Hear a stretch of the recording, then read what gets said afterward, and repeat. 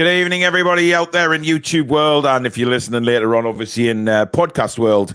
Hope everyone is doing okay and has kind of recovered from that very emotional night last night when it looks as if we have 1 foot, very small foot into the final of the Carabao Cup. It's very, very exciting. There's a lot going on with transfer talk as well. So we're going to cover all that in the show tonight with me and Billy. Alex has had some stuff to do today, so I'm not sure where he's at.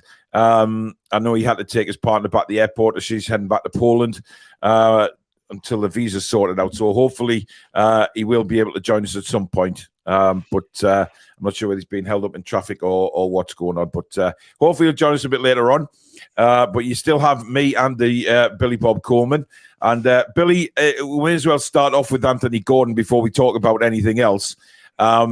It really does now look as if, well, reports are saying that he's advanced stages of talks.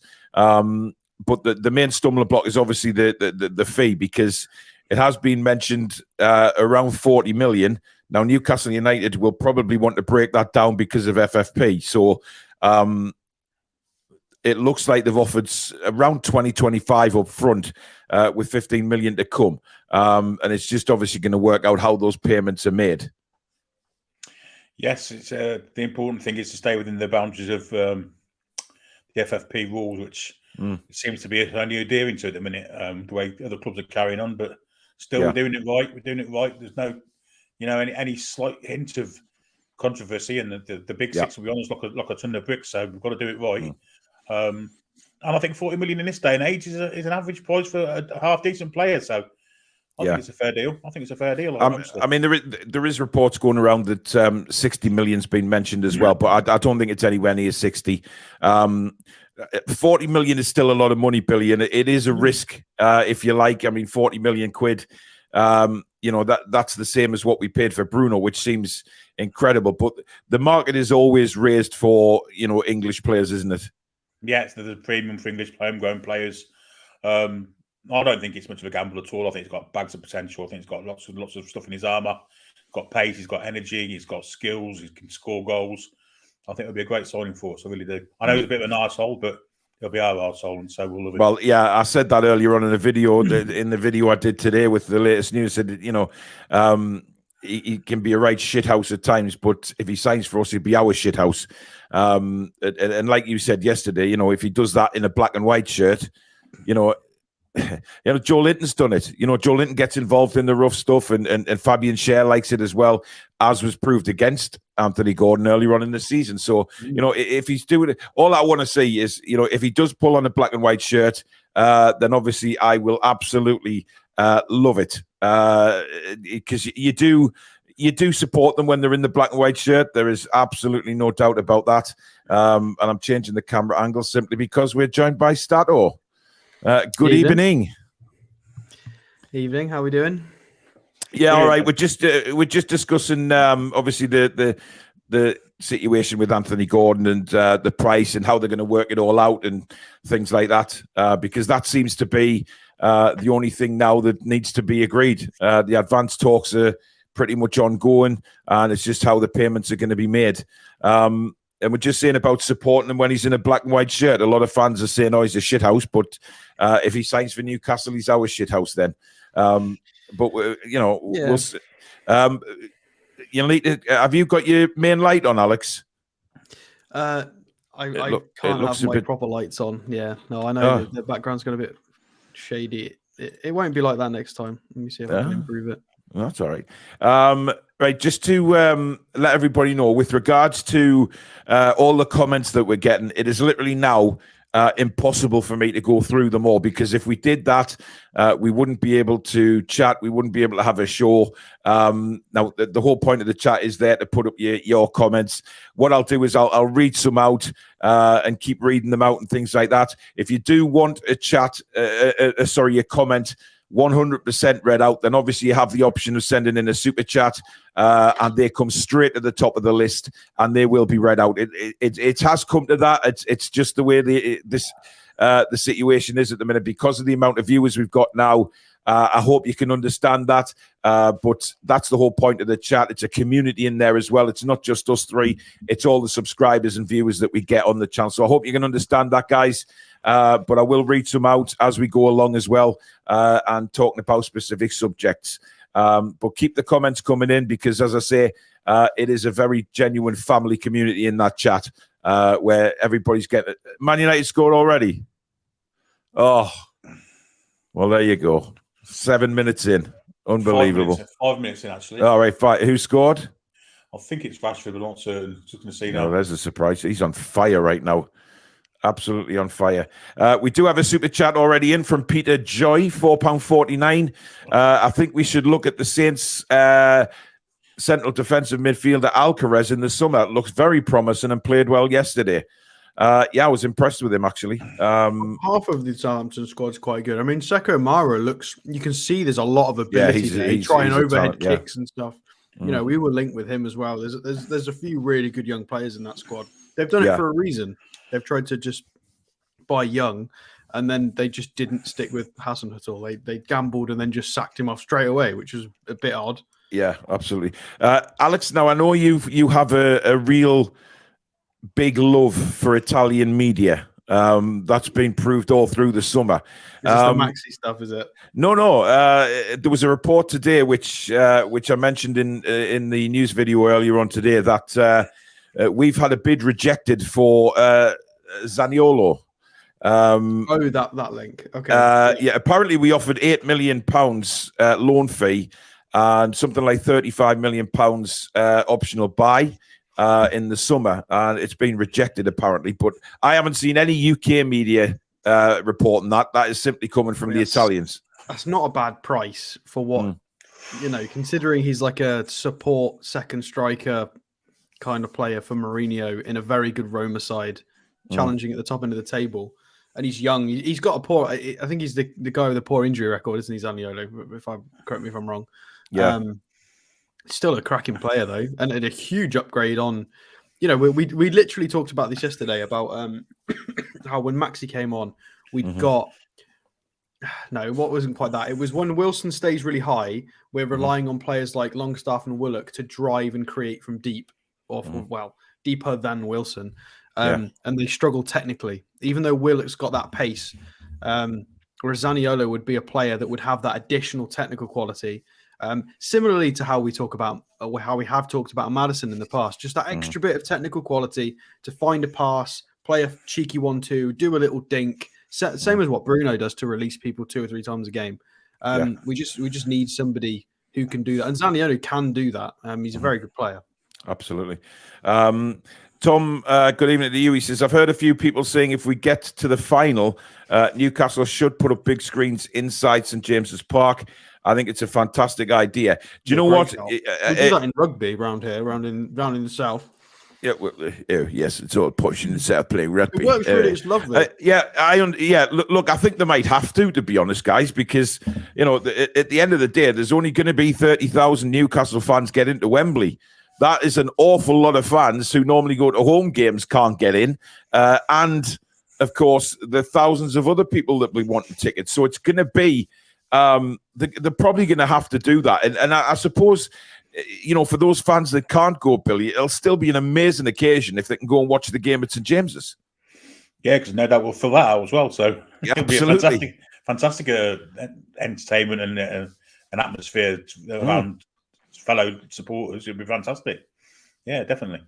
So either that or the pubs, or better still, watch on telly and listen to me. Well, yeah, absolutely. Seattle Geordie, thank you for your $5 super chat. He says, looks like Alex is in the Ring movie, escaping through the screen. Love as always. It's because I was using a specific plug to get all my lights on, and she's just taken it, and I've just realised.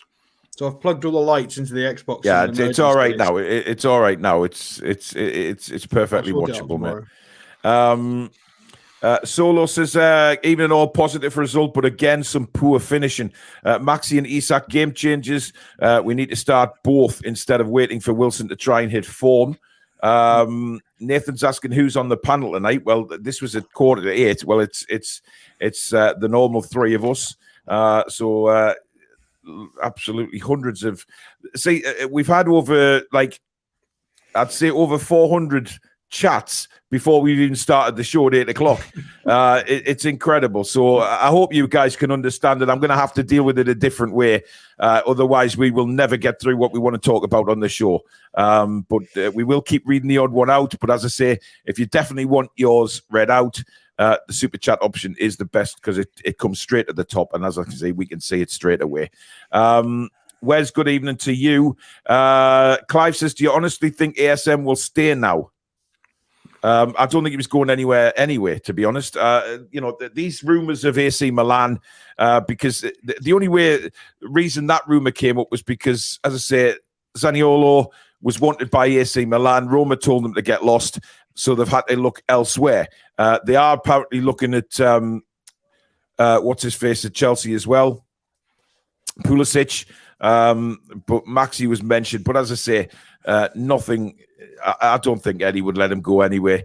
Considering Maxi's literally just done that interview saying and Isak, they both talked about each other and how they'd like to play together. It would be really weird if he's about to leave and they're having these chats. They're both like, oh, yeah, I want to get some more minutes. And Maxi saying, I'd really like to play more with Isak and link up. And, and Isak specifically was talking about they gave more energy, which is a little bit of an accidental backhand to Wilson. But he said it, not me. He literally said, we gave more energy when we came on. And he's right. They did. Yeah. But they don't say that about each other if he's about to leave. Makes no sense. And plus, AC Milan have got absolutely diddly squat money. They can't afford it. Yeah, they have. I mean, they haven't. That's exactly right, Billy. That they've got no money. So I just take all these rumours of Maxi disappearing to Milan with a very thin pinch of salt. They'd have to pay a good whack for him if they came in with some sort of 32 mil over X amount of payments. No, we're not going to be able to replace his quality for that money. So, no. I apologise, guys. Apparently, the intro had no sound. Not sure why. It had sound for me. It was playing away perfectly for me and Billy. So it must be something to do with StreamYard linking up with Facebook again. So I can only apologise for that. But at least it wasn't just our ugly mugs sitting staring into space while the intro was playing, which has happened before as well. Kenneth says, hi, boys. It was a great show last night. Thank you very much. Devonshire Magpies says, can I hear your guys' thoughts on Simon Jordan's recent comments on Everton being a bigger club? He sounds bitter. There's no way, as things stand. I mean, look, there's arguments than us. Is that what he said? I don't know. Look, there's arguments all the time about who's a bigger club. Some people say it's what you've won. Some people say it's the fan base. I couldn't really give a monkey's fat baboon's arse what Simon Jordan says, thinking Everton are a bigger club because, fan base wise, they've got a decent fan base, yes, but not as big as Newcastle United. There's no way. They're a two-city club. We're a one-city club. We have a lot more fans that just can't get in the ground. It's as simple as that. It's quite neck and neck, isn't it, really? I mean, we've got different pros and cons. Well, we have, but I mean, Everton's just a skip, so that's the con for them. And, that's the biggest con of them all. When you look at all the, historical records of total points and games and this and that, I think us and Everton are, next to each other, right in the top 10 somewhere. So we're very similar historically. The only difference is we've spent 2 seasons in the Championship and they haven't, but they might be about to add their own season. So, exactly. I don't think they've ever been relegated, Everton. No, they haven't. They haven't. They've never been relegated from the top division, but they've come close a few times. I mean, everybody remembers that Graham Stewart goal to save them when it went mental at Goodison Park years and years ago. But look, they're not too big to go down. They're in dire straits at the minute. Travoy says, hi from the Falkland Islands. If we do sign Gordon, then I will be happy as if Eddie can get him playing. We have a serious player on our hands. Also, ASM needs to stay 100% fit, and we are building a team. Now, I did see another ridiculous report, which again I mentioned earlier on today in the video. A report coming in that Maxi was not happy about Newcastle going in to sign Anthony Gordon. And again, it's these absolute trash media gutter press that are constantly trying to cause problems for Newcastle United and the players. There's no way Maxi will have gone into Eddie Howe and said, I'm not happy that we're going for Anthony Gordon. Ridiculous. Look, if Maxi plays and continues to play the way he played last night, Alex, we've got no problems. Yeah, it's just got to be an agenda somewhere. It just makes no sense. Why do they keep dragging his name through the dirt? I mean, was it? I think has he accidentally has he dated some high up journalist publication's daughter or something? Wow. It's getting silly now. Just leave the poor guy alone. He's just a normal lad. He does a lot of charity work and fun stuff in the community. He's a foreign guy who's come to the UK and does so much for the city he lives in. He's never come out and been bad attitude-y, or he tries his best. I just don't understand the vendetta certain people have got against him. It's bizarre. Yeah, it's very odd. Simon says, no coincidence, as you say, we want to pay £25 million up front. And media are reporting that Everton wants Ziyech for £25 million. I think Ziyech would be mental if he went there. Good evening, George. Winnie Wynn says 40 million quid on an 8-year contract. Let's do it, Chelsea. Well, I think they're going to close that window in the summer. The thing is, Everton signing players. How can they know who Everton want to sign when they haven't even got a bloody manager? I know. Would Sam Allardyce want Ziyech? It's pretty bollocks. No way. Well, probably not. I mean, he's definitely not an Allardyce player, but it's very interesting. Looking at the Everton management shortlist. If there is indeed a shortlist with the bookies, I mean, they've got Hassan Hoodle Pot Noodle there. I mean, obviously Bielsa's turned it down already. He hasn't been offered it, but he was linked with the job, and he's just said a swift no. There's rumours that he's analysed the job and said absolutely no way. There's apparently, I don't know where. I've read this in a few places. I don't know how true it is, that he's gone through the squad, analysed it, analysed whether he can get what he thinks he can out of them, and he says no, he doesn't want anything to do with it. Yeah. So I don't know how true that is, but I mean, I think Everton have got a bit of energy about them. But Bielsa's very particular, isn't he? So yeah. Toon Revival says, question to Paul: if Newcastle want to evolve, they need to evolve the front three to inside forwards over wingers, because we use overlapping full backs like Liverpool. Do you agree? I think we're always. You what, Alex? We already do that. Yeah, well, we do. We evolve all the time, but we play that way. So, look, I think we'll have a front three that can play anywhere across that front three, to be honest, apart from maybe Callum. He's an out-and-out number 9, whereas Isak, he can play the side, Maxi can play the side, Miggy can play the side. And if Anthony Gordon comes in, that gives us another option. So we're getting stronger. The front three will be a very strong front three, whoever we put up there. Not including Jacob Murphy, but, Sophia says that Simon Jordan is very jealous of Amanda. Well, we know that. We know that. Travoy says we should still buy Franca, as we will have to loan him out. Would love to get a defensive midfielder too. Foster there says are reports that we would want to put him straight into the first team. Everything I've read about him suggests they would want him for the first team. Could be wrong, but yeah. Foster says he's really excited for Anthony Gordon coming in, to be honest. Barney Rubble says you've got to have a nasty streak. Even Shearer had one. Yeah, he did. I mean, we'll all remember Leicester City and Neil Lennon. How he got away with that to this day, I do not know. Mental. You know what? He promised he weren't going to play in the World Cup if they banned him from the cup final, didn't they? Yeah, good point. Now, obviously, Anthony Gordon has not trained again today with Everton. He didn't yesterday. Would you take that as a sign, Billy, that negotiations are going on behind the scenes? Absolutely, 100%. Because a professional footballer should still be training, whether he's contracted to Everton, so he should be training for them. So, yeah, I'd say that there's something going afoot. I just want to address the situation that people are saying about him having a poor season this year. He's a young lad, and he's lost his focal point that he had last year, which was with Charlton. The two of them were like thick as thieves, weren't they? Yeah, good point. Yeah, hasn't been Everton all season, and they've replaced him with the likes of Mopé and people like that, and hasn't worked for him, has it? So, yeah, I think it'll be a good signing for us. I think he's a good player, and I think he'll come in and do a good job for us. I mean, look, many people, certainly Newcastle fans, including myself in a way, I've got myself to blame as well.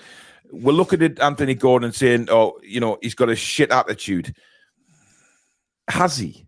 You know, how do we know what his attitude's like? You know, we don't know. Yeah, he's had a bit of barney with a couple of Newcastle players, but that's what happens on the pitch, match after match. You see players getting involved. Look at last night as well. It happens on the pitch.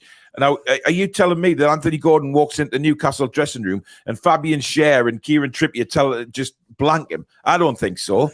They're all professionals. Of course, I would hope that was addressed. Well, it would be addressed, but in a proper adult way. They wouldn't. Yes. It got out of hand, and I'm sure Anthony Gordon would turn around and agree with them that it did get out of hand. Attitude. The thing that I notice is when our lads go in and it's a bad tackle, they don't then start a fight. If they've themselves committed the bad tackle, they don't then start stuff for no reason. Yeah. They will retaliate. You know, normally it's the opposition will give a bit, and Joe Linton or Bruno or Schär will retaliate back quite aggressively. Yeah. Whereas from what I've seen of Anthony Gordon is he will go and put in a really dangerous challenge and then start being the aggressor on top of that. And I think it went a bit overboard when Lampard was trying to get them a bit fired up last season for the battle, and they were getting red cards left, right, and centre. Anthony Gordon was getting booked every 5 minutes. Yeah. And that needs to go, because none of our lads do that. We don't go in dangerously and then be aggressive. You know, you've got to know when to be like that. You can't just throw legs around and just be an asshole. It's got to be done tactfully. Yeah. As we did. We didn't get anybody sent off, and we were still pushing it yesterday. A lot of shithousery from every one of the lads, to be fair. So I think he's just got to, and I think he would be told, because I don't think he would play if he did that all the time. I mean, I'm seeing a lot of people today actually turning around, and in the comments from the video earlier on today, saying that they've had a long chance to think about bringing in Anthony Gordon, and a lot of them are warming to the idea. 1-1. Yeah. Wow, come on, Forest. You know, Forest have got to. Oh no, he's cup tied, isn't he? Yeah, Forest have got to get a couple of goals lead to take back to Old Trafford if they're going to have a chance. Sewage. Again, he's a good player, him. He really is a good player. Let's have a look. Trull says the Scouse Mackham will have to prove himself before I back him. Shane says, good morning, gents. I'm excited to see if Pedri comes. I've seen a certain channel say we bid £50 million plus Maxi. Pedri? As in, probably isn't he the kid who's got $1 billion release clause, or is that Gavi? Is Pedri? That's Gavi. That's Gavi. I'm sure Pedri's is equally as that's ridiculous. 50 million plus a certain channel. I don't need to guess which channel that is, to be honest. Offside. Oh, bollocks. Shouldn't have been offside either. Yeah, but it's positive that they've actually scored, even though it's offside. I think that'll give them a good boost. I don't need to know which channel it is, to be honest. The ITKs are all desperate to get something right in this window. Absolutely every single one of them has been completely wrong so far. So if you want to believe it, but it's plus 50 million plus Maxi is the biggest load of shite, and that's why Shane has also put a laughing emoji next to it as well. So there you go. I've just checked. Pedri's valued on transfer market at 100 million euros. He's contracted until 2026. There is absolutely so what they're saying is we've offered 50 million euros, and we believe that Maxi is worth 50 million euros at the minute. I'm not sure. Big Dog, good evening to you. He says, any inside info coming from the Barbados Telegraph today, Stato? No. No, okay. KB, good evening. Can I just say, I was right about that. I read it off because I if Sanjay retweets something like that, I'll listen to it, and it was right. So, it was funny, but it was true. Yeah, fair enough. Kendo says you don't need to like every chat either. You're too big a channel now. Well, I do. I want to keep interacting with you guys. That's one thing we will keep doing. Even though I can't get every single one of them on the screen, I can still read some out and discuss it. Richard P says, evening all, was also not keen on Gordon, but I trust Eddie and the team. £40 million is steep, but we paid around that for Big Joe back in the day. We did. The other point about Gordon is last season when Frank Lampard took over, he was in siege mentality mode, and he wound them up to the max, didn't he? And I don't think young Gordon was able to control it. So he's a young kid. He's going to learn from things like that. So I think absolutely. Shamrock Ball says, understandable, Paul. You've been a start to try and read all the comments previously. Thanks, matey. I knew you'd all understand anyway, but I just wanted to put it out there. Ian A says, have you seen the footage of the kid from Jamaica? He looks amazing. You had a look at him, Alec. I've had a look at him. That clip, I understand it's against college kids, but the clips themselves, because there's a few. I mentioned this on the show in real time. Some of the stuff he does is not. It's not relevant. The fact that there's people, the players, his opposition isn't very good, because some of it's just a couple of steps, shimmy, boom, 30-yard goal. It doesn't matter who your opposition is, really. If you can hit that, if you've got the athleticism and the technique to do these things, fair enough, his opposition was awful, comparatively the level we're at. But, you can only, I don't want to say you can only play what's in front of you, but a lot of what he was doing was stuff that didn't really matter who was sort of what defender was in front of him, because he was just doing the right body movements, really good technique. Really, it looked really strong and powerful as well. You can only hatch certain chicks out of certain eggs, Alex. Exactly. If he's been taken on trial, then they've obviously seen it. But the extent, I can't imagine. I can't not imagine. Not the right word. I can't even start to comprehend the scouting that's going on.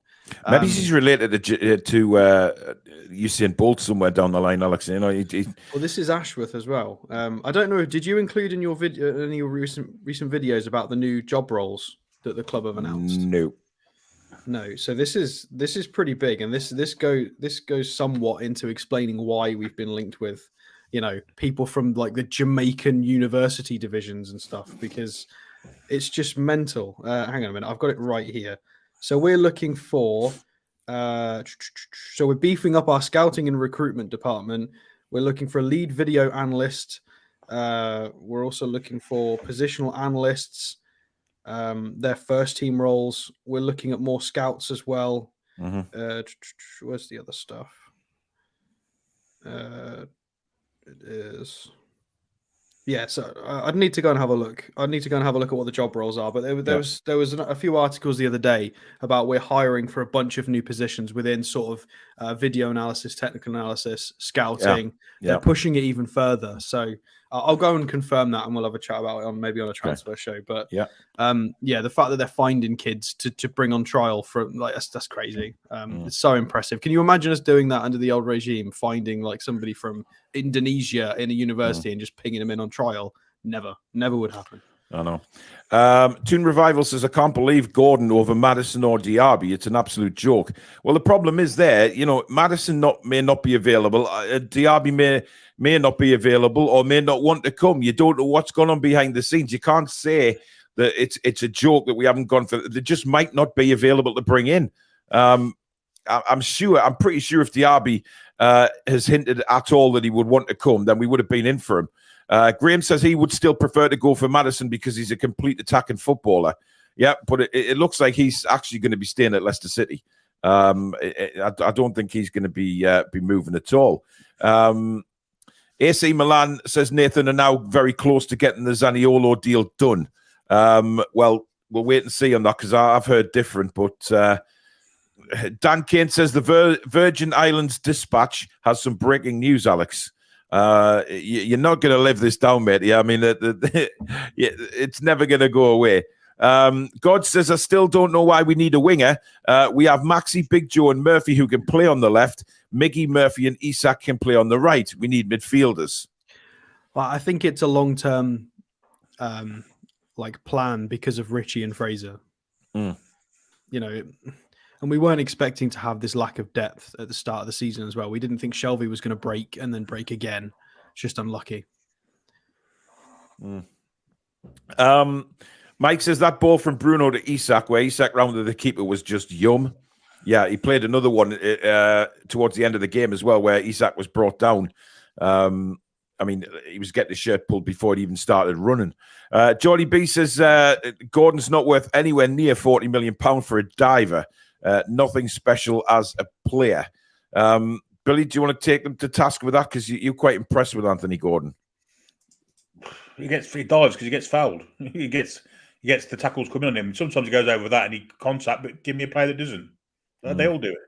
So you might as well, if you can't beat him, you might as well join him, aren't you? He's a young kid with loads of potential, not the finished article by any means, but he'll come in and he'll do a job for us in the short term, and in the long term, he'll be a real big asset to the club. I guarantee you that. Yeah.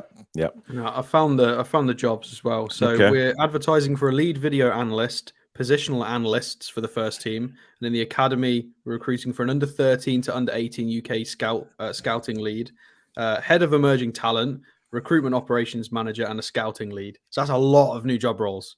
And positional analysts are something that was used at Brighton, in that a lot of the way scouting works in most clubs is they will go and scout regions. They will have somebody, right, you go and scout this league or this country or this area or this region. Whereas positional analysts, they will say, right, your job is to go and find left-footed centre-backs. Go. And it's position scouting, similarly to like a football game. Sounds a bit weird, but it's how they did it at Brighton. And it looks like we're probably going to do the same thing. So we'll see if it works, but it's very exciting. That's a lot of new job roles. And we've also just pinched that Man City scout as well, which is a good find.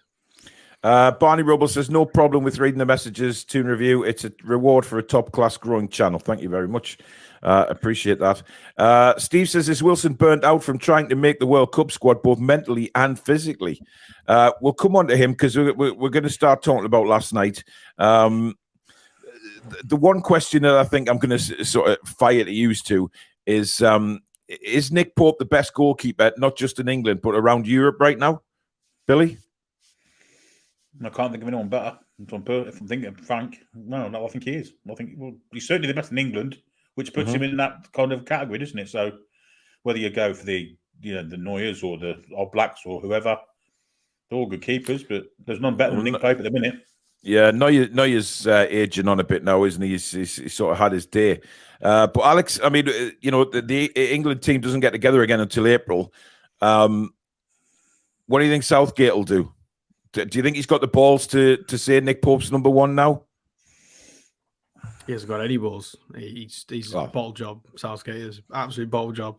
I'm not really bothered because he won't pick his best team regardless. I think Pope is the best keeper in the Premier League, and I think he is the best English goalkeeper. Both of those are true at the current moment in time. As for the Europe, I'm gonna sit on the fence and say I'd need to go and have a look. I think it's going to be difficult to find somebody who's playing better than him at the moment. But I would say it's very possible, and I think he's definitely got to start for England. Yeah. Cesare says, I personally feel that the bigger club argument is for children and is there only to wind up fans. What matters more is how much their lives revolve around the club. We're really close anyway. Ian, Mr. Spoons, Toon Trader says, I read Paul, Billy and Alex. Tell me, Ma, 1-0 result for the Toon is a decent result with an average performance. Don't worry if you don't get to read this out. It's all right.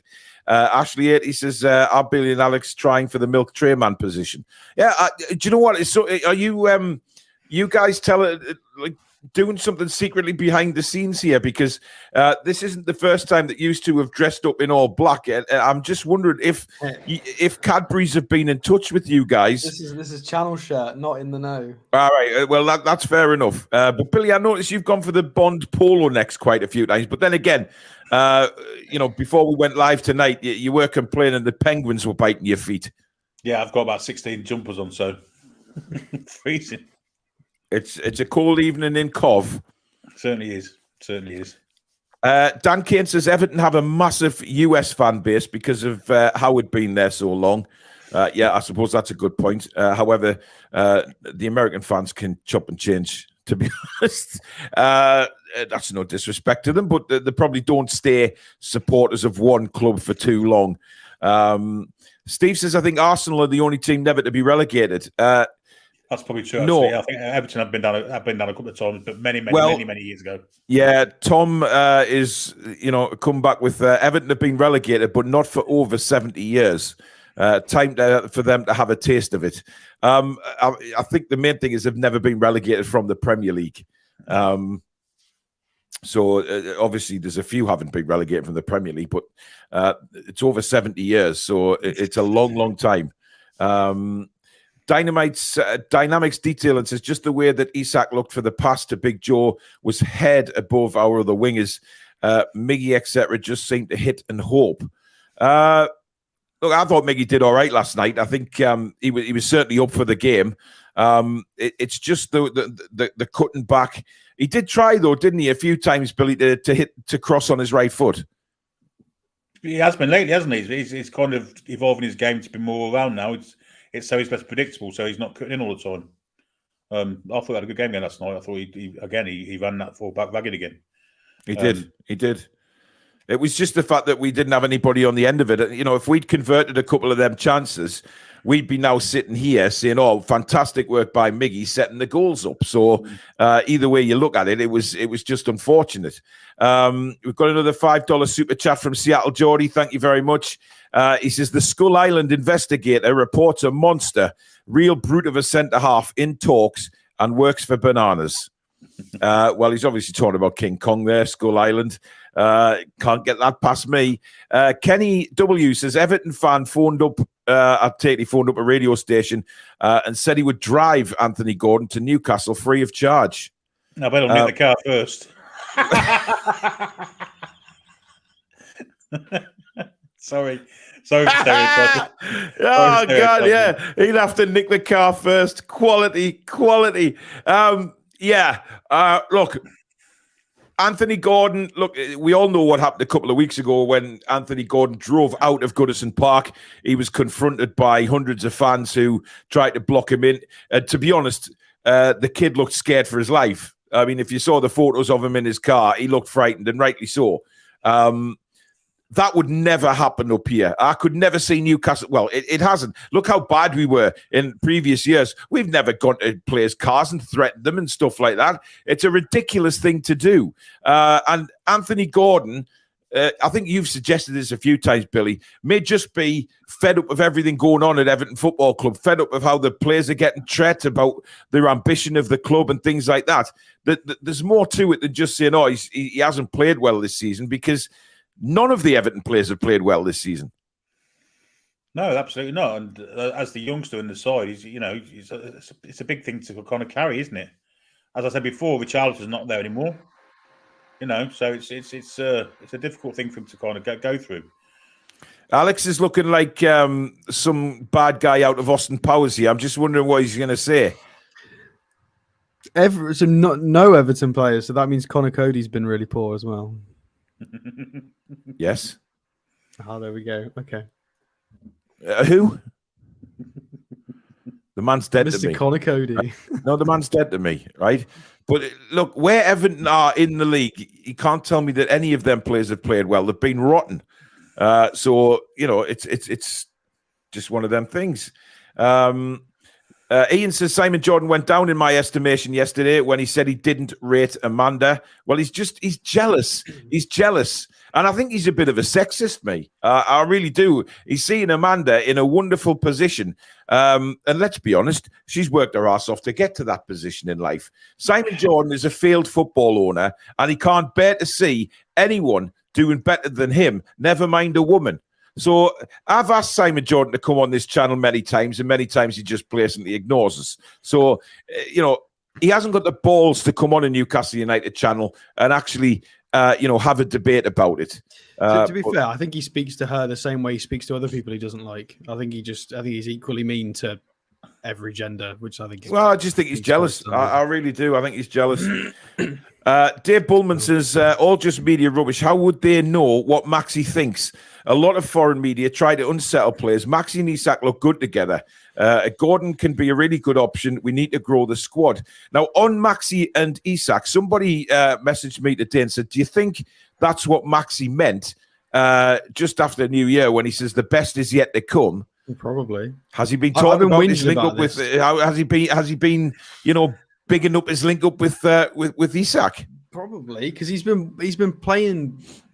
It's been literally the polar opposite of what Miggy's had. Miggy's had everybody linking up, and fair enough. Miggy has also done the hard graft to improve himself technically, It's fitness. Miggy's improved everything, but it's been facilitated by the fact he's had such quality around him in Bruno helping that side. Trippier is his fullback. It's really helped.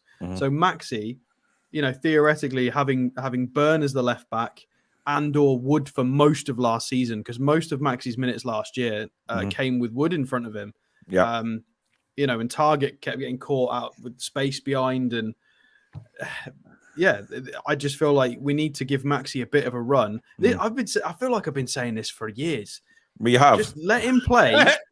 Give him a bit of a run with some good players kind of immediately around him that he can link up with, and I think he'll be fine. We saw this one, like in the Man City game and even the Wolves game. He didn't link up brilliantly. It was just individual talent of his that pulled us through and got a goal. But I think we can get more out of him than just his individual talent. We can get him working with good players as well and even get even more out of him. We don't just need solo runs. I think he can do loads more. I am really excited to see what he can do with Isak. Honestly, I think having a player as class as Isak coming out to the left, the little 1-2s, the little movements, we saw a little bit of it last night. It can happen. Spike Milligan.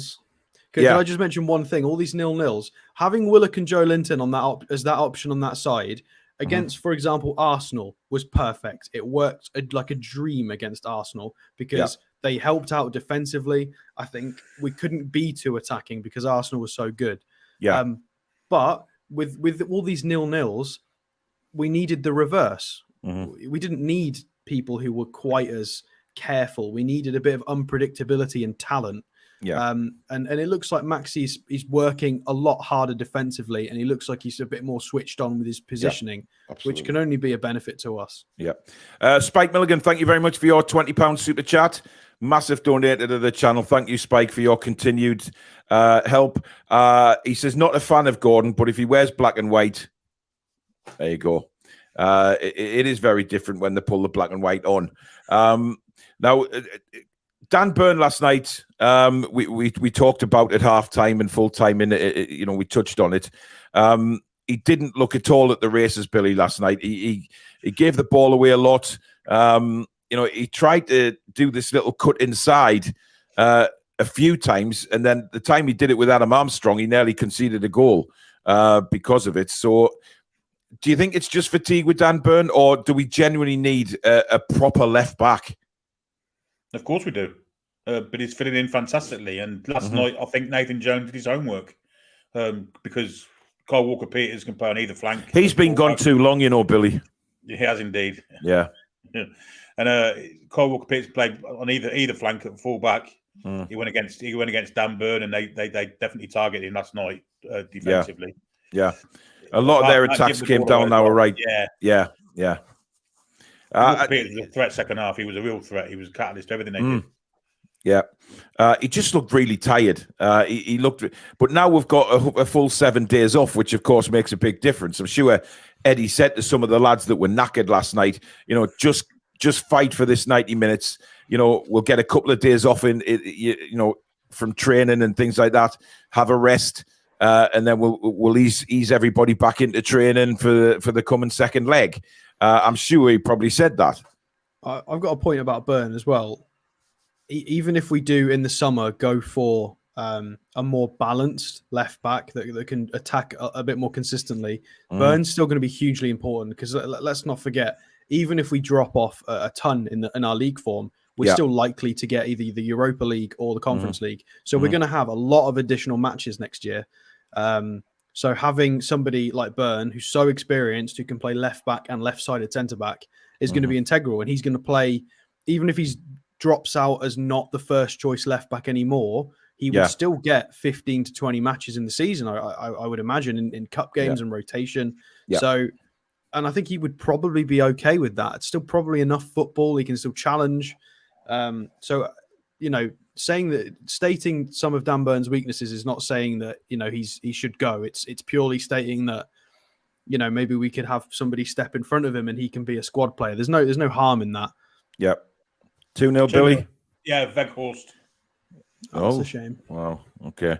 It looks like Manchester United Newcastle is going to be the final. I think that's everybody's preferred final, to be honest, amongst neutrals. But it would have been funny had Forest done it. But there's a long way to go yet. Norvik says, last time I looked, we only needed 160 to get to 17,000 subscribers. Well, actually, Norvik, going live tonight at 8 o'clock, we needed 120. So the subscribers, I think my analytics showed up today that we've had over 1,200 subscribers in the last 28 days. Which is unbelievable. It really is. So that's down to you guys out there sharing the channel and just keep coming back. I mean, it is a genuine family, and I, hitting that 17K will be incredible. Billy, you're shaking your head. Well, because there was a bit of a hint of offside about it, and they didn't even check it. Oh, well, there's a surprise, isn't it? A slight hint. No, we'll give it for Man United. Now, one player that was pretty magnificent last night was Fabian Schär again.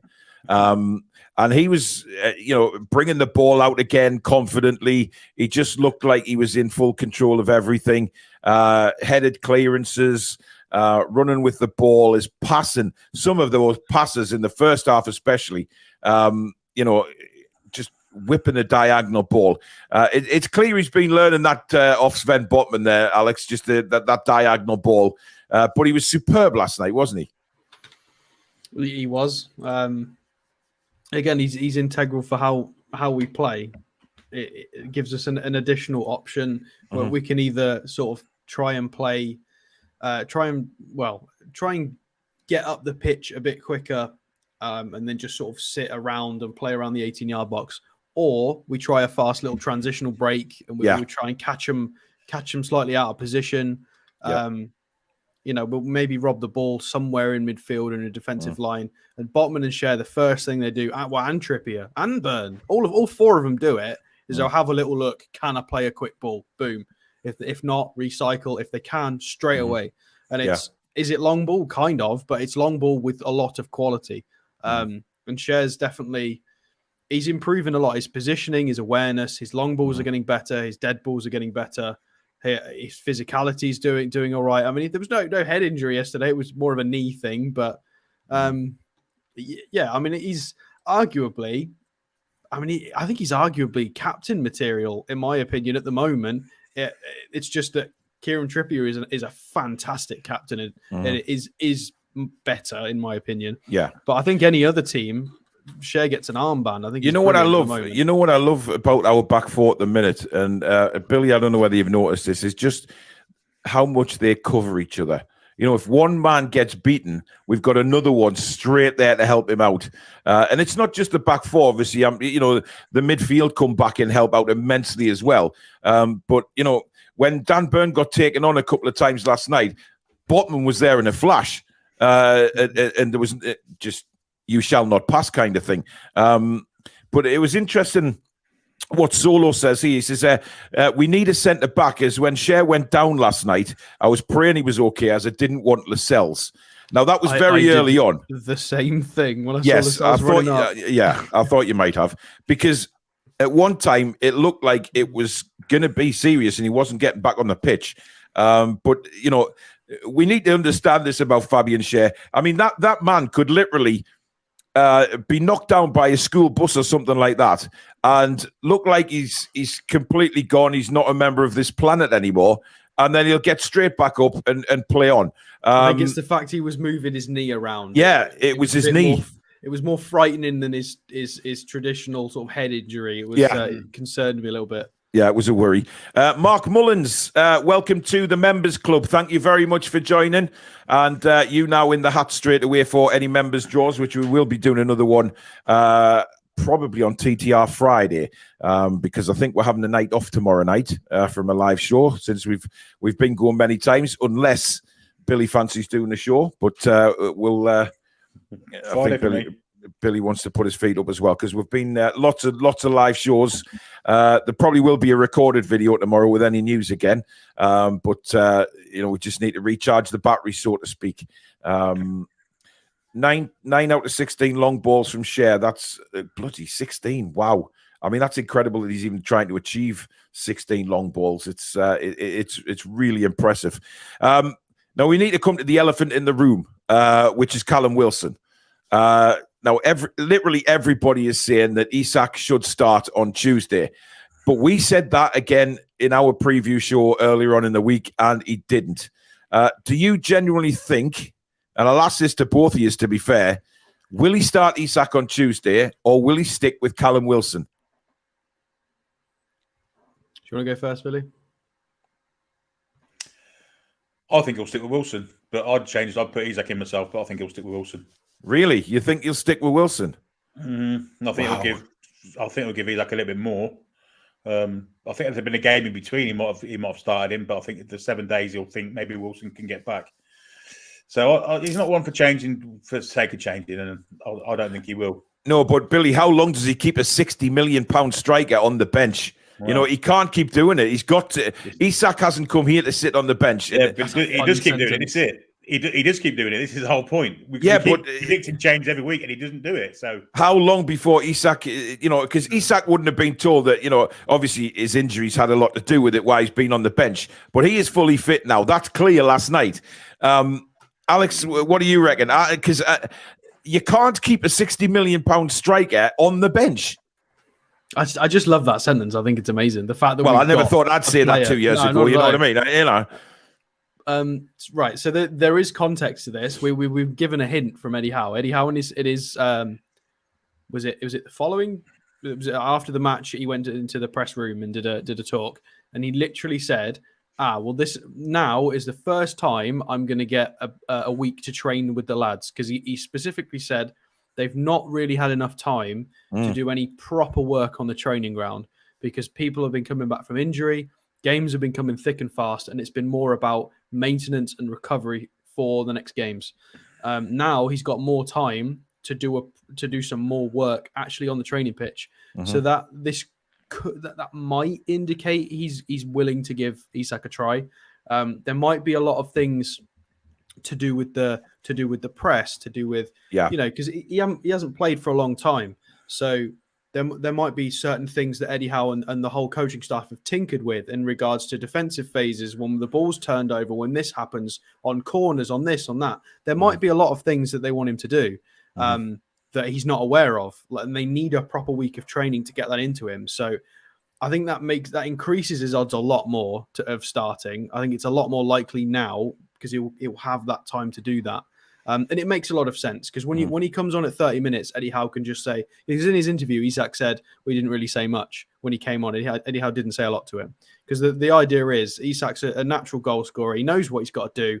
Goal is that way. Go do things. And in the final half an hour, there's less pressure on you to know all of the ins and outs of the tactical shape and all the instructions. Yeah. Whereas if he wants him to play 90 minutes, he probably wants him to be in detail, know everything he's got to do, because the coaching team and Eddie Howe, they're very much like that. He describes himself as extremely analytical, so he needs to make sure his striker knows what he's doing. I mean, look, he got Isak every time he got the ball last night. He got me excited when I was commentating on it. I thought, wow, you know, this is something special. It's not all about that, though. It's not all about that. If he started Isak 2 weeks ago and he lost his man twice from defensive corners, and he didn't do this and he didn't do that, you know, there's probably a lot more than we realise than just. Hey, listen, Isak's missed some sitters since he's come back from injury. I'm not just blowing smoke up his arse here. He has missed chances. Isak provides more dynamism. Dynamism. Dynamism. What am I saying? Dynamism. From the bench, what Callum Wilson would. Dynamism. Dynamism. I mean that's true as well. He plays in the Bundesliga. Alongside Machen. The Welsh League, isn't he? Dynamism. He probably plays for that big long word. Go something. Anyway, I just think, you know, Isak's chomping at the bit, and we need to get him in. I genuinely believe we need to get him in that side. And look, that's why Eddie Howe's paid the big bucks, guys. It's as simple as that. He has paid the big money to make these decisions, but I just think he's got to get him in sooner rather than later, because he's chomping at the bit. Peter Rising, thank you very much for your £10 super chat. He says, cracking job on the channel, lads. Thanks for all that you do. You're very welcome, Peter. Thank you for your kind words as well. That does mean a lot. Wilson got 15 touches in 67 minutes. Isak got 17 touches in 23. Yeah, I read that stat earlier on today. It says a lot. Phil Gow, thank you for your £5 super chat. He says, do we know what Isak's injury was, or do we still not know? I don't think we'll ever know, to be honest, what the actual injury was. We know it was his thigh, but we don't know. Yeah, it was a thigh injury, and that's all Newcastle are saying. But to be honest, there was no problem with his thigh last night when he absolutely just destroyed the Southampton defence. Did you notice he did the move that I literally described? I can't remember did I describe it at halftime? Yeah. I described it at some point where he pretends he's going to go back and recycle it inside, and then last second he changes his mind and goes back down the line. And he did that in the build-up to the goal. And you need to watch for that. It's really fun. He does it like 3 or 4 times a game, and it's brilliant. Yeah. The defenders he's a good poker player. He's good at sending them the wrong way. He's good at deceiving people. Yeah, absolutely. Abs says that Johnson's finishing at Nottingham Forest reminds me of Willock. Derek says Anthony Gordon is fast, good at carrying the ball and direct. I mean, look, I love the direct players, and that's why I'm willing to see how Maxi does, because listen, that run last night that ended up in the sending off was just quality Maxi. It really was. And I'm pretty sure that had he beaten that defender and he hadn't been brought down, he would have rolled in Isak to score, because the defender was coming across, and he would have just rolled it in and Isak would have scored. I'm in no doubt about that. I read a tweet from somebody yesterday describing what you've just described, but saying he just would have skied it anyway. So what was the point? I can't believe the negativity of some people on Twitter. You'll always get that. But look, I think Isak would have buried it, or the defender would have been dragged to Isak and Maxi would have just gone on and scored himself. But that free kick was too far out again. Because he fouled much further than that. Surely. Yeah, I mentioned that in commentary, Billy, because I thought, I sort of saw the foul and then I got myself a drink and I was looking at some comments and I looked up and thought, hang on a minute. He's moved that 15 yards further back than it was. I mean, sometimes it benefits the free kick taker because it gives them more time to get the ball up and down. However, it was way out. But incredible. I Like Coffee says, I saw a few polls asking if Pope is the best goalkeeper in the world, and the replies were flooded with Martinez and his World Cup triumph. Yeah, Martinez is up there. There's no doubt about it. But just because he won the World Cup, I mean, listen, he's let some clangers in this season, to be quite honest with you. So I'm not sure. Just because he's won the World Cup doesn't promote him to best goalkeeper in the world. Wigan won the bloody FA Cup. It doesn't mean their goalkeeper is in with the best goalkeeper of the season award, does it? Well, absolutely. They got relegated. Did you get I Like Coffee's email instantly? He sent me a message earlier. Yes, I did. There you go, I Like Coffee. It's for the Pookie one last week. So yeah, it's an overseas postage for that one. Devon says, hello, TTR family. Sorry for tuning in late. Looking forward to the rest of tonight's show. And what a victory for us last night. How are the lads? We should have scored 3 goals. XG 1.17 to 2.78. Yeah, look, I think we could have said that in quite a few of the recent games that we've had, that we should have scored more. I do genuinely think that we're going to give somebody a Tonkin shortly. The football that we're playing and the opportunities that we're creating. I think if somewhere along the line, Wilson's going to start hitting form again. We know that strikers have dips in forms, right? Callum Wilson will come good again. I've got no doubt about that. He's a fantastic striker. But while he's not in form, we have another guy who is clearly chomping at the bit to have a go. It's going to take a little bit of balls from Eddie Howe to leave Callum Wilson out. We know how highly he thinks of him. But that's the difficulty in management sometimes when you've got a player who's not quite in form and a player who is chomping at the bit come back from injury. You've got to make that decision at some point. Kendo says, I thought Miggy had some good attempted assists. Dan Kane says, to be fair, Ramsdale is really good too. I wouldn't trust Ramsdale. Ramsdale's made some fabulous saves for Arsenal this season, but his decision-making sometimes is a little bit touch and go. Ab says, Everton Skip Rats does sound like a great franchise name. Well, yeah, I mean, yeah. Americans got the word soccer from an English term, says Dan. Okay, thank you very much for that. Ian says, Billy, you're the spitting dabs of Odd Job, me old mucker. Oh, cheers. Thanks for that. Who the hell's fucking carry on screaming, innit? He has put a very laughing emoji. Bond, isn't it? Or James Bond. Yeah. You know what Dr. Spoons is like, Billy. He has put a laughing emoji. Goldfinger, wasn't he? Goldfinger. I have to do that every time I hear that film name for some reason. You've always got to sing it. Sorry? Not Gold Spoons. No, not Gold Spoons. That just wouldn't make a very good film at all. Gold Spoons is something that's probably on the hub somewhere. Ab says, God knows why the Yanks call their monstrosity football when it's predominantly handball. I know, I don't get that. It's like rugby over here getting called rugby football. It's not bloody football. It is. All football. Offball, American football. Billy, you know as well as I do, you're not having that bollocks for a minute. There's only one. Absolutely, football. Yes. Kendo says, spot on, Paul. Where's all the pundits applauding Amanda for being an iconic leader? Well, hopefully she can prove that in time. That's what she's working for. Great work with the women's team. She certainly is. Absolutely. James says, I would love it if our board unveiled plans for a 90,000-seater stadium or bigger, and we will be the Wembley of the North.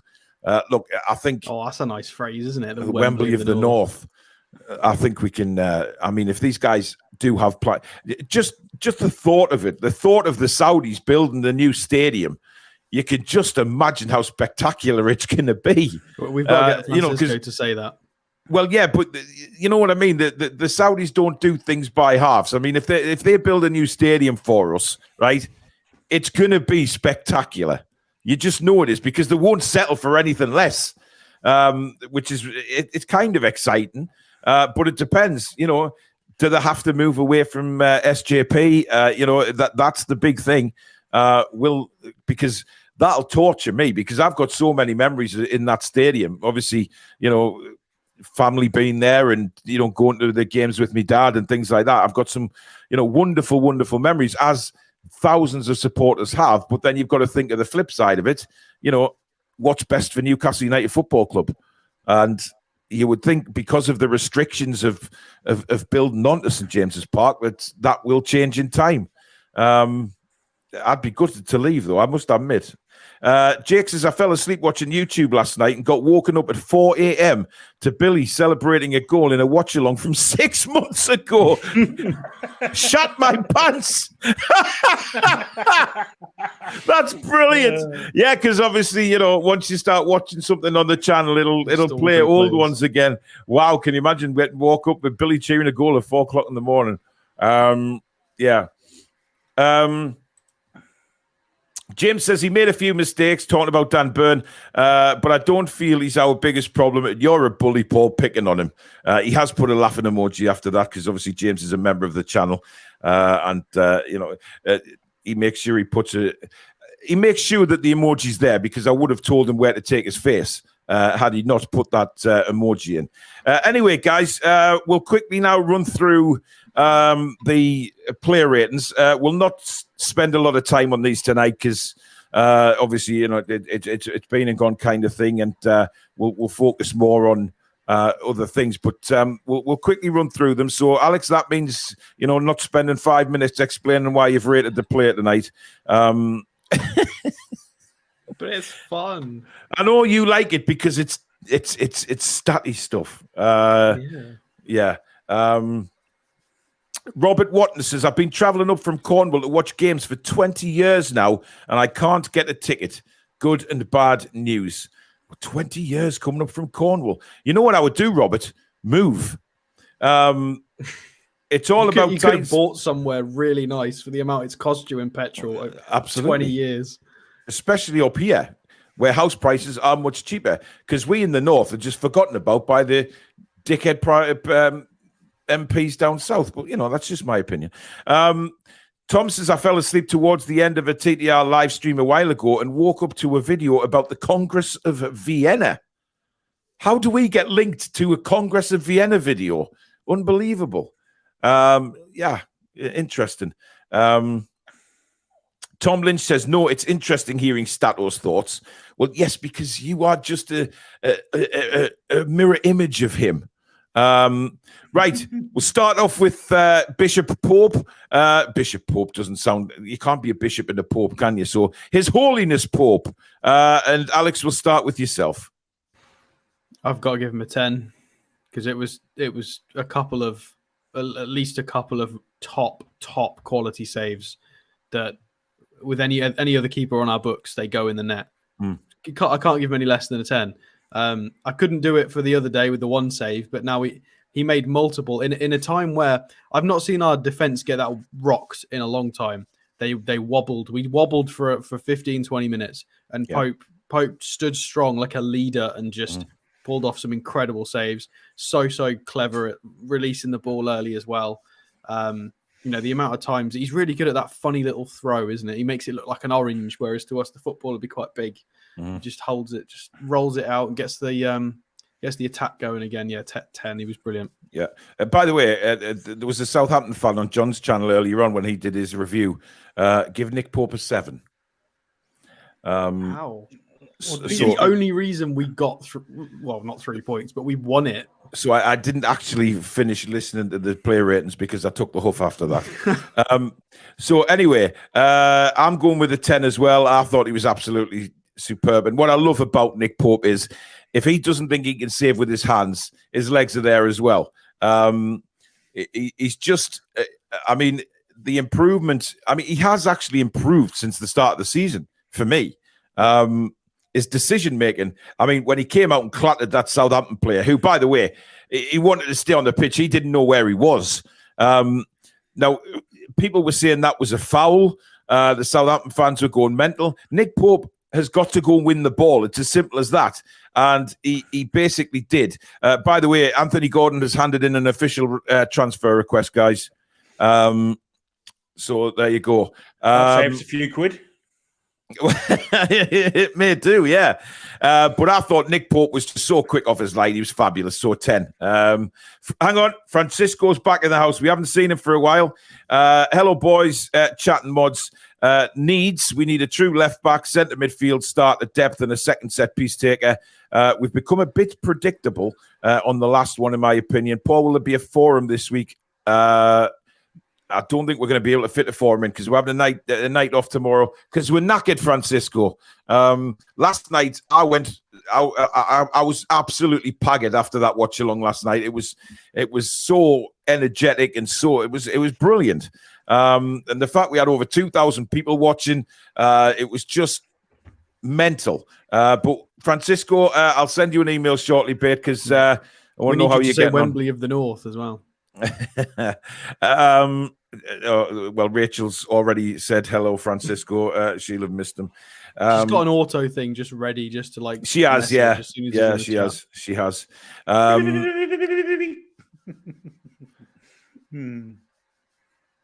in between us. Well, maybe there's a buzzing noise coming from Rachel's. Who knows? Right, Nick Pope, Billy. Yeah, we usually say that we can't give him 10 because he's had nothing to do. But yesterday had quite a lot to do. He did. The most he's had to do for a long time, actually, in a Newcastle shirt. Can't get many less than 10. He was outstanding. Yeah. By the way, it looks like Carl Darlow's going to Hull on loan for the rest of the season. I still do not understand why he was on the bench last night, and no idea. Well, his carrier's carrying a knock, and maybe. Could be. Right, Kieran Trippier, Billy. I'll give Kieran a 8. I thought he was really good, but he was beaten a few times. Bit of a pressure, but got himself booked when the speedy lad come on. He dozy, whatever his name was. He dozy twat. Yeah. I'm getting wrong off Rachel here. Paul with exclamation marks and capital letters. I just realised what I said, and I didn't. Did you? I realised straight away. No, I didn't, and I've just realised what I said. I didn't mean that. I meant why Billy was making the fact. Jesus Christ! I've just realised what it sounded like. Rachel, I apologise wholeheartedly. It didn't make the sound. It wasn't meant to come out like that. My God, I'm a fecking idiot sometimes. Yes, thanks, Billy. Just dig yourself a bigger hole. Thanks for that, matey. Alex, Trippier, please move on quickly. I'll give him an 8. I agree. 5 tackles. Struggled a little bit as he does if he gets isolated against young, speedy, technical wingers. Yeah, I thought second half he struggled. Yeah, he just has to he just puts a Barnsley tackle and he's like, sod it, I ain't catching him. Oof, and because he's got to do it. Delivery not quite his usual best, but I put some of that down to people just not being in the right damn position half the time. 1 out of 9 crosses, 1 out of 7 long balls. Normally does a little bit better than that, but he's part of the reason we can try and calm down and get back into the games. We can ride those waves of pressure. But 7 out of 9 ground duels is very impressive. So I think he gets an 8. I think he not quite enough to get any higher than that. So and a 7 would be way too low. Definitely an 8. Yeah, I'll go for an 8 as well. I think again he just first half he was absolutely fabulous, but second half he did. There was a few mistakes crept in, and I think Mara skipped round him once when he was booked. I had to laugh actually when Trippier turned around immediately. The referee going like that. It was Mara had done him, simply done him. Dozy, it wasn't Mara. Mara had gone off, hadn't he? It was Dozy. Oh, was it? Yes, it was a doozy. Sorry, yes. Yeah, I do apologise. Yeah. Right, other side, Dan Burn. I'll start off, and I'm giving Dan Burn a 6. Just looked knackered and out of it for most of the game yesterday. Didn't learn from his mistakes that he was doing in the first half when he was cutting it back inside and losing the ball. He did it again when Adam Armstrong nicked it off him, and that could have led to a goal. But look, everybody has an off game, so it was a 6 for Dan Burn for me. Billy? Yeah, they targeted him, didn't they? And last night was the first time really he looked a bit fish out of watery to me. So, yeah, I think 6 is fair. Yeah. Alex? Yeah, I'll go with that. I'll go with a 6. I think he was a tiny bit better than a 6, but well, he wasn't. But you've given him a 6, so there you go. Right, centre backs. Sven Botman, Alex. Sven. I think he can have an 8. I'll give him an 8. Okay. Yeah. I'll give him an 8. It was pretty tidy. 6 out of 9 long balls. Won most of his duels. Again, he plays like a 30-year-old who's won the Champions League, and he's not. He's a 22-year-old kid. I don't know how he plays such mature football. It's bonkers. But it's just every week. I'm waiting for the mistake at this point. I know. Yeah. Well, either that or a goal. Sometimes he makes a mistake and he'll recover. Yeah, he'll do it himself. If he makes a mistake, he will run back. Although I think he slipped a couple of times, but everybody was slipping and sliding. I don't know what they did to that bloody pitch. Well, it was kind of misty and murky when they kicked off. But the Southampton players weren't slipping. It was just our lads, all on the floor constantly. I don't know what was going on. Are you saying that Southampton were doing something to make us fall over, Alex? Magic shoes? I don't know. Yes. Indeed. I'll go with an 8 for Botman as well. I mean, an 8 is a fantastic score, especially when you're getting sort of 8s and over every single game. So, yeah. Billy? I'm going to give him a 7. I didn't think he was that great last night, I'll be honest. His passing was okay. Defensively, I thought he was shaky. And one moment, he thought it was Jamal Lascelles when he tried to play him all offside and You really you're really pissed off with that one. You mentioned it last night as well, numerous times. Two games. I was about to say the Dell then, but it's Mayors this year. But it's been his worst 2 games for Newcastle, so 7's still a good score, mind. Well, it is, yeah. I mean, it's much better than average because 5's average. So, see, my 8 factors in the offside trap. I'm not going to blame somebody for one offside trap. It's when they start to get into Jamal Lascelles levels. Oh God, yeah, he's not going to do it. He won't do it. Yeah, but Billy, you can guarantee though, if that was Jamal Lascelles just with that one error last night, Alex would have scored him about a 6 just for that thing. Every game, Jamal Lascelles doesn't hit 8 long balls a game. And win everything. He can't do that. So look, it's a bloody clean sheet again. Let's be honest. It's another clean sheet. And I had Southampton fans coming at me on social media today saying, "Well, we did score, got disallowed." Yeah, It doesn't count. It was disallowed. Therefore, it's a clean sheet. It was a handball. One disallowed that wasn't a handball. So well, it exactly. 2-0. By the way, I did Joe Linton injustice yesterday because I said it looked from the few angles that I saw that it did hit his hand. It didn't. It was nowhere near a handball. And VAR, you should be ashamed of yourselves. Absolutely disgraceful. Right, Fabian Schär, 10. Alex? I wouldn't have gone as high as that. I'll give him a 9. I think he was involved in the goal, or in the initial build-up to the goal. Tons Seriously, of long balls, you need to stop wearing black, man. You really do. It turns you into an absolute cowl. It does. I mean, I'm struggled with his duels. 2 out of 9 duels. I'm not having that bullshit. Billy, let's move on. You've given me 9. Deal with it. I'm coming to terms with it slowly. Billy? I'm going to give him a 9 as well. Oh, you bunch of knackers. Honestly, who am I working with here? Honestly, I You've just... got to remember, how many chances did Southampton have? They had 13 shots. Che Adams was really aggressive and getting in. It wasn't their usual amazing defensive performance. It was because they were coming down our left-hand side. And but that Che Adams run one-on-one with the keeper was down Cher's flank as well, remember, down his channel. So you've got to remember that. Yes, but it was also Dan Botman trying to play offside. Who? I said it again. Fuck off. Anyway.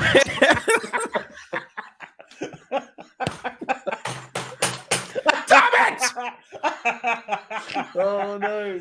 I hate you guys. I honestly can't stand working with you two anymore. I'm going solo. It was both of them. Jesus Christ. It was Dan Burn and Sven Botman. Anyway, Sven Botman pushed up to play offside. Sorry, Fabian Schär pushed up to play offside. Botman was a little bit asleep, and that's why that happened. That is true. Just an excuse to bring it up again. I really do hope we sign somebody called Dan Botman at some time, because then I can just sort of... Anyway, so yous are giving him a 9, which means we've got to give him a 9 because yous two plebs have given him a 9, which is a disgraceful score. Anyway... Fez says, have we signed Sven's brother Dan in this window, Billy? Did I miss something? Fez, stick a long hot poker where the sun don't shine. Right, we're going to midfield and we start with Bruno. Billy? I'm going to give him a 10. I thought it was absolutely magnificent. I really did. He got well under the Southampton players' skins. His passing was superb. He controlled the game, basically, for 80% of it. I thought it was outstanding. Absolutely outstanding. I'm giving him an 8. I don't think he was a 10. So you're laughing at me play ratings as well now. I can't say anything. No, it's just look at revenge. Yeah. No, I am not bitter like that, Billy Trey. I'll give him an 8. I thought he was outstanding, but he gave the ball away a couple of times yesterday, and don't look like that, Alex. Right? I commentated on the game. I saw it with my own eyes. Now, granted, my eyes aren't what they used to be, but I had my contact lenses in yesterday. I'm giving him an 8, but he was still brilliant. Alex? I think he deserves a 10. I think he was outstanding. Absolutely outstanding. Lost a couple of physical duels in the middle of the park. But, a few big lads. Southampton were very up for it. But one of his aerial duels was tenacious, tackling 5 long balls, making things happen, like really crazy passes. He was constantly trying to move players off and create space, everything. And then there was a bit of leadership. He was defending the other lads as well. Arguably could have had an assist with some of the quality of the balls through. Yeah, just controlled the game. I can't give him any less than that. I mean, unless I use some of my old logic and say I'll give him a 9 because he hasn't scored, but I just feel like he did so well. I've got to give him a 10. I'm changing to a 10. Right, we're moving on now. Sean Longstaff, Alex. I think I'll give him an 8. I'm not going to give him any lower because of that one shot. The one shot really irritated me so much, so deeply. Because I'm just at this point, I just feel sorry for him. I'm just like, dude, just keep it down. It doesn't have to go in. Just at least keep it down. If it's blocked, whatever, but just keep it down for God's sake. Yeah. And he did everything else fine. He was working his absolute arse off. That was a hard game in terms of energy, and he's the reason why we can. They controlled the game for about 20 minutes. and they were. Let's not forget they beat Man City. They're not a bad side. Their league position does not reflect the quality of that first 11 at all. And I think Sean Longstaff is the battery. He is essentially what James Milner was 4 years ago, with less technical quality. He's just run constantly. He's one of the reasons why we can play this tempo. It's just a shame he can't hit a barn door. Absolutely. Paul Tully says, maybe for a game, all the players can come out with Dan on their shirts instead of their usual names to help Paul. By the way, Paul Tully, can you please contact your family and let them know why they've received a Toon Review mug? Because you won one. I sent it to your family, the address you gave me over here, and I've had emails from them today wondering who's been given their address out and why the dad's received a Toon Review mug. So can you let them know, please? I have replied back to them and told them why they've randomly received a mug for the dad. So can you just make sure that it comes from you as well, Paul, so that they don't think I've been sort of, looking in yellow pages, 192.com and just sending random mugs out to people. Anyway, we'll move on to Willock. Billy. I haven't given Longstaff a mark yet.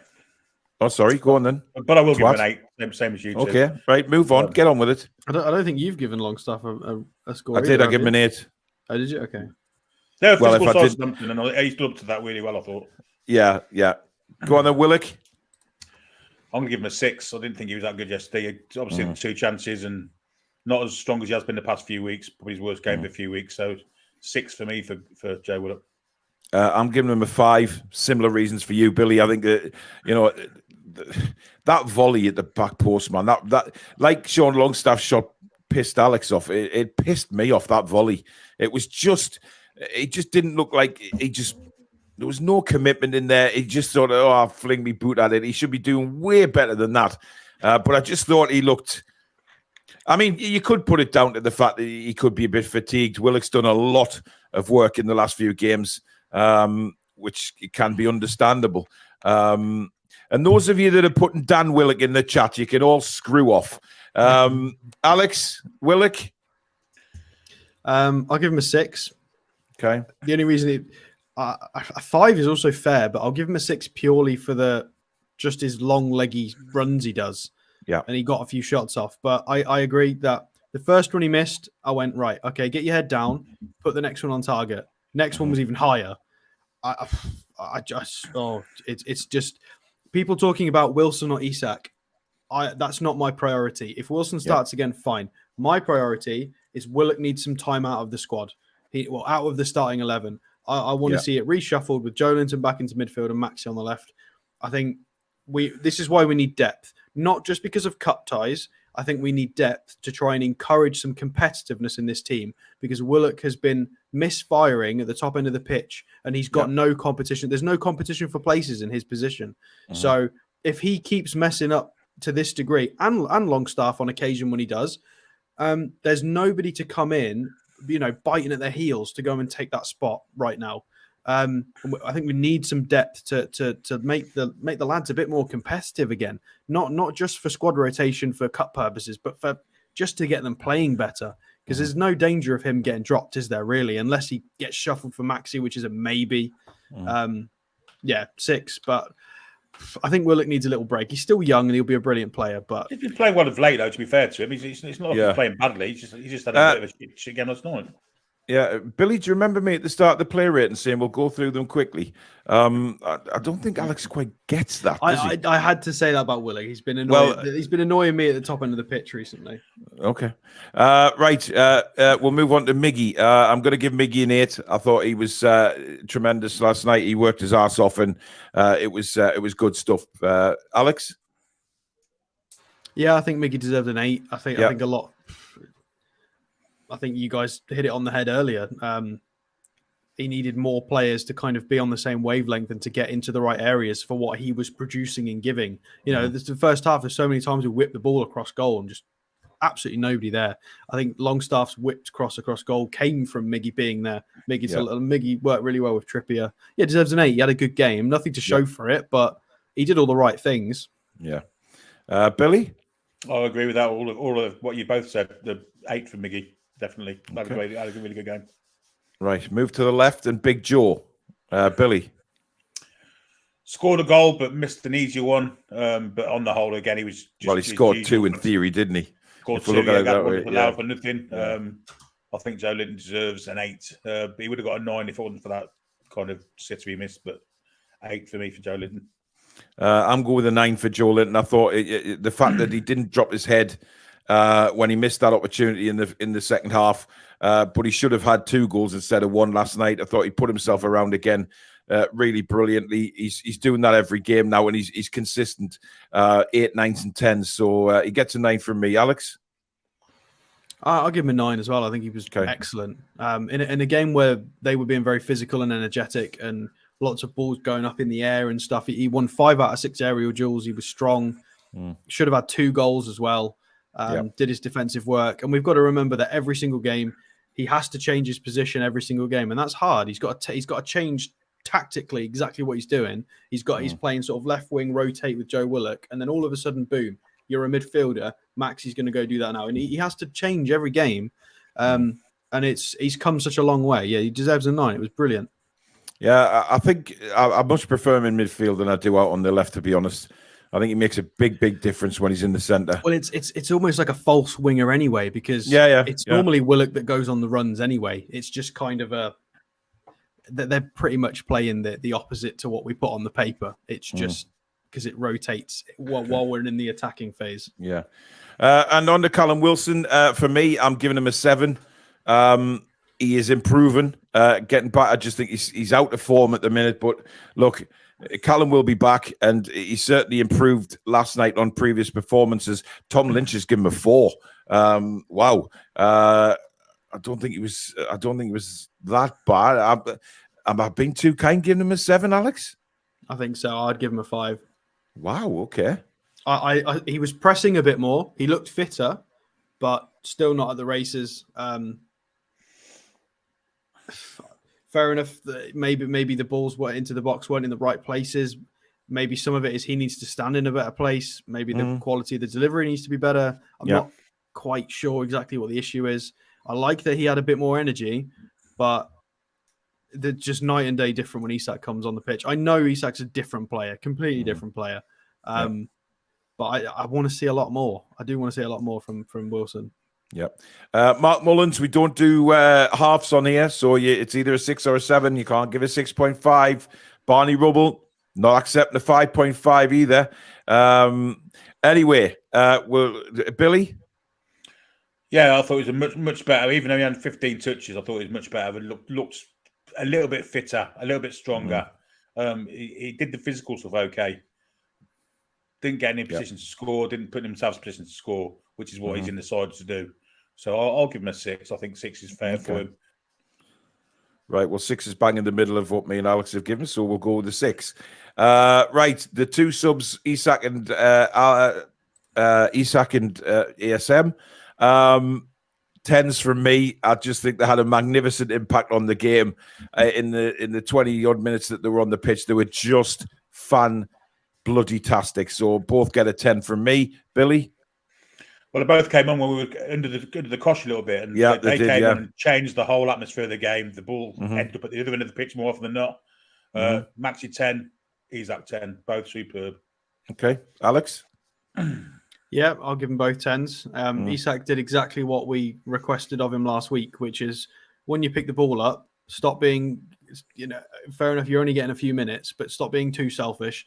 If you think people are in a better position, use other people. And he did that. He was using other players for link-up play, and we got a goal directly of him really thinking about that. And he nearly scored himself as well. Energetic, beating players left, right, and centre, absolutely incredible. And Maxi again could have had a goal, could have had an assist, got someone sent off, all in like 20 minutes. It's ridiculous. 10s for both of them for the context of how much they played. Now, the usual substitution happened at the end of the game, Miggy coming off and Murphy coming on. What are we giving Murphy, guys? Because, I mean, 10. Right, there is quite a few fans not very happy with what Murphy did, in case you're saying, that could come back and bite. Could come and bite him in the arse. But, I just think for the stick the Southampton players were giving our lads, Murphy just stood there and said, ta-ta for now. So, yeah, I'll go with the 10 as well. So there you go. Right, we'll move on to Eddie Howe. What do you reckon, Alex?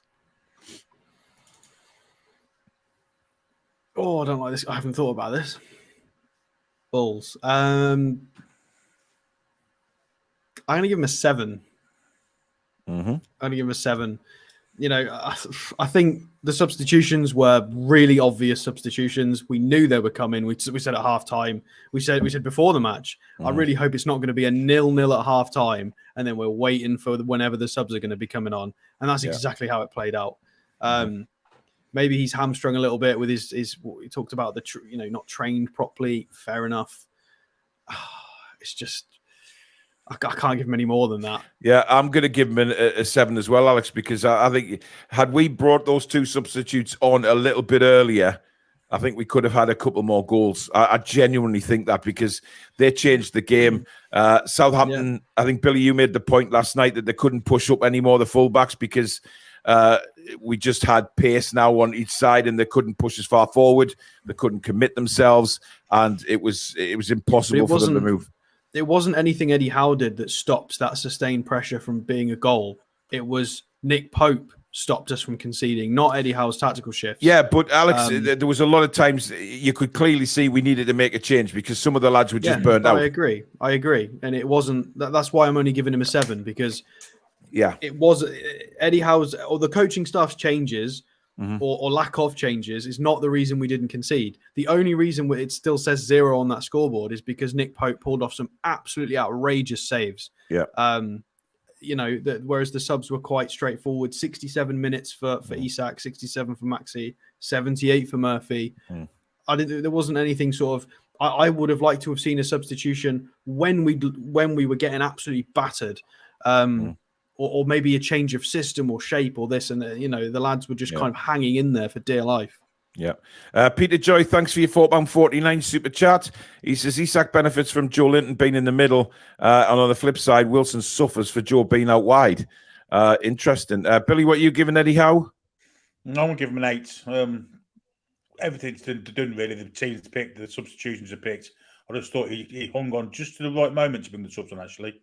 I think they were just. I think Max is a confidence player, and if he comes on against slightly fresher players and he gets tackled straight off, he's probably not the same player. I'm surmising here. I'm just surmising here. But when he came on last night, they were right for his winning, and I think he timed it perfectly, actually. Yeah, and it's not his fault that they can't finish it now. How many chances do we miss? Oh, 7, 8, 9. No, that's true. That's very true. Anyway, the fans, of course, get a 10. Absolutely magnificent support, and they stayed so long after the final whistle as well. Even to the point where Eddie came out late to do an interview. There was still around 300 of them screaming his name. To the point he stopped the interview to wave at them. So it was absolutely brilliant. But there you go, guys. That is the review show done and dusted. Thank you again for spending the evening with us. Please do hit the like button before you leave tonight. It does mean the world to us. And of course, if you're new and like what you see, please do hit that subscribe button. We are almost at 17K, guys, and rising rapidly. So thank you for your support with that. Don't forget to hit the notification bell, which will let you know when we go live, schedule a show, or indeed upload a video. Thank you to all the Super Chatters, new members tonight, and of course to the Mod Squad. Fabulous job again. I can't believe I said that about Rachel, but you know what? I hope she understands it wasn't meant like that. But anyway, I got completely confused, and I blame Billy for that, to be honest, as I do most things. Alex, you can piss off as well. But listen, thank you to everybody for tonight. I usually say thank you to my hosts, but I'm not going to because the bell ends tonight. But we will be back with another live show on Friday night. It is TTR Friday. It's a night off tomorrow, but of course, TTR Friday will be discussing all the football stories from the week. And of course, building up to the second leg of the Carabao Cup semi-final. So the 5 of us will be back on Friday night. Looking forward to that. And of course, don't forget, we have the quiz in the last part of the show as well. So there you go. Thank you very much. Thank you to Billy and Alex. I will bite my tongue. It's been a pleasure again. And thank you very much. Keep your eyes open for another video with all the latest news tomorrow. If something does really happen, big news style, then we may have to go live because, if a breaking news story hits, but we'll see what happens. But thank you very much, guys. Enjoy the rest of the evening. Breaking news for Anthony Gordon, by the way. Uh-huh. It looks like the deal's kind of gone a bit south because they can't agree a price. And that's the reason why it's going back to training tomorrow. Oh, interesting. But that could change in an hour. But we'll see. Thank you for that, Billy. Enjoy the rest of the evening, guys. Good night. Away the lads and lasses.